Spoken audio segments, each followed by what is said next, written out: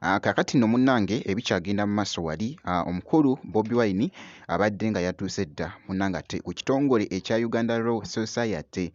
bye ngenda okubeera nga nkutuusaako kw'ossa ate Nina Rose leero akyaliddeko ko King Saha wali munnange ate ku King's Sport. King Saha amutenderezza esayidi eno ate nga ye mwana mulenzi munnange ate Chameleone abadde akakasa wali wuuno agamba esayidi eno bamuyita Jaminati nsinziira ku Jaminati Yugi kansooke nkutegeezeko ko wali omukulu Bobi Wine abadde nga yatuuse dda munnange nga bw'ogezaako okulaba akatambi ako wali jjukira nti nno leero okwogera kwe okukulu munnange mu kibiina ekigatta munnange ate bannamateeka ekya Uganda Law Society. Kakati nno Bobi Wine avumiridde munnange ate enkola ey'ekitongole munnange ey'ekitongole ekiramuzi olw'okuviirako munnange ate omugotteko mu makomera nga avunaana abateeberezebwa munnange ate okutulugunyizibwa eddembe lyabwe n'okubasindika munnange ate ku limanda nga tebawozesebwa esayidi eyo bulungi bw'abadde esayidi eyo naye nno ekibadde wali mu katambi nga bw'ogezaako okulaba embeera awo nkugambye ate atuukidde mu ssanyu ppitirivu nnyo nga bw'ogezaako okulaba esayidi eyo.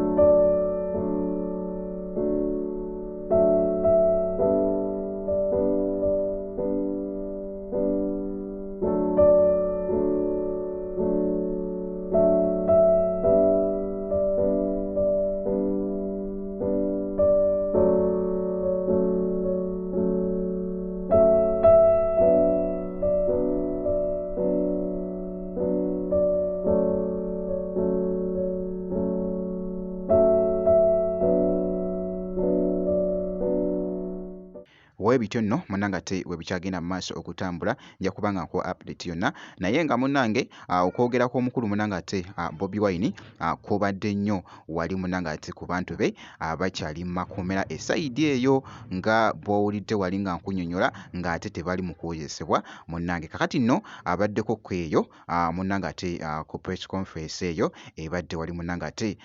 ku Uganda Law Society munnange RNB live nga we bitambudde esayidi eyo. Kakati nno katugende mu maaso wali mwana mulenzi munnange ate Chameleone yabaddeko ko wali munnange yabaddeko ko wali mu kifo wali ennambole munnange mu lukuŋŋaana olwabadde olw'amaanyi esayidi eyo. Kakati nno Chameleone yabadde ali mu kakasaawo nti nno nga agenda nga munnange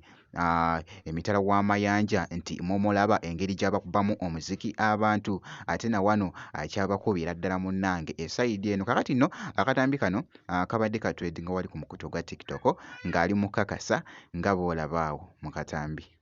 Bamatira nnyo bannayuganda bannange naki omanyi embeera yo mu international ne mbakuba eŋŋoma naye manyi bakulembeza akawe kyayava Uganda you know tewandabye South Sudan wandabye bameka bandabye nabagamba mpuba bendera boda to boda bwe msukaano neninyenyo inengenda babiwanvuye ate awo mbakuba buteddiza you know Uganda naki twende bw'atyo bw'abadde akakasa esayidi eyo nkugambye endongo yo agyewulira omwana mulenzi munnange ate ng'akyabakuba munnange ate omuziki esayidi eyo okwetooloola. Chameleone bw'atyo bw'abadde akakasa esayidi eyo. Kakati nno katugende mu maaso wali mwana mulenzi munnange ate King Saha leero yabadde n'omugenyi wali mu kifo kye ekya King's Love wali muganda wange Nina Rose ku mulundi guno yabadde amukyalidde wali n'amukakasaawo abadde munnange amutendeezaawo jjukira nti nno nakyalo ono yeesimbyewo munnange oba ali mu kwegwanyiza munnange ate ekifo wali essembabule ekya MP esayidi eyo era nga ajjidde munnange ate mu kibiina ekya NUP. Kakati nno leero babadde beeguddeko esayidi eyo ne mwana mulenzi munnange ate King Saha nga bw'ogezaako okulaba akatambi ako. Katono omuntu alina height bwetyo omummira ayimirira n'alengera Semba buli mmangeeri n'alengera Semba buli mmangeeri nina tuli naawe tugenda kusapootinga nnyo twagala obeere kyakulabirako eky'omuntu ayagala abantu be nino nayagala nnyo abantu be Semba bule mmangeeri Semba bule mulemu olaba nina yakola ekintu eky'enjawulo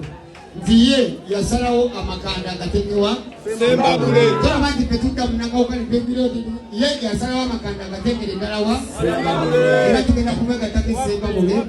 tumukungireko abantu kwanza nina agenda kubangize omulonzi w'Scorpion oyo kati soka okuba obukalo bwa bwe kityo nno munanga te bwe kitambudde esayidi eyo bwe nti bwe nkoze ku zi updates zino kakasha nti no video ogimpeera like kosa tino okusubscribinga kasita obeera nga tonnaba